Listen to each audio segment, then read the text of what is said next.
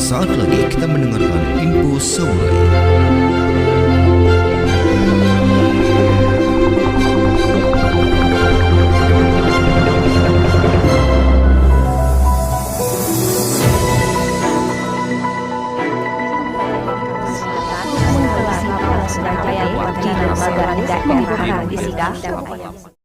Selamat pagi para sahabat 94 FM kalian dari manapun berada. Saatnya kami sampaikan warta berita seputar Lampung Selatan edisi pagi hari ini bersama saya Septia Oktarini.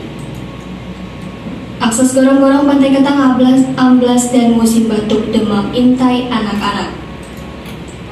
Gorong-gorong di Jalan Sinar Laut Ketang lingkungan 4 Kelurahan Kalianda Kabupaten Lampung Selatan amblas pekan lalu. Penyebabnya akibat tergerus aliran air yang cukup deras sehingga memakan hampir setengah ruas badan jalan turut amblas. Lurah Wayurang Kecamatan Kalianda Suhendri SE menegaskan peristiwa gorong-gorong amblas yang memakan hampir setengah ruas badan jalan itu terjadi pada Kamis 25 Agustus malam pekan lalu. Peristiwa itu terjadi lantaran derasnya air dari hulu sehingga mengakibatkan gorong-gorong tidak mampu menahan laju air. Dari hasil koordinasi antara jajaran kecamatan dan dinas PUPR, imbunya rencana perbaikan gorong-gorong amblas itu bakal segera dilakukan dalam waktu dekat. Akhir-akhir ini anak usia 4-12 tahun banyak terserang demam batuk dan pilek. Parahnya kondisi tersebut berlangsung selama berhari-hari sehingga membuat anak-anak menjadi lesu, tidak semangat beraktivitas seperti sehari-hari biasanya.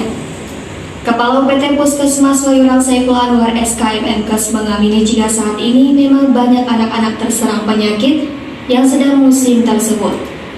Jika melihat model penyakit demam, batuk, dan pilek bisa jadi disebabkan oleh pengaruh cuaca yang ekstrim, namun kata Saiful hal tersebut tidak bisa disimpulkan bila ingin memastikan jenis penyakit berikut dengan penyebabnya, maka diperlukan penelitian terlebih dahulu.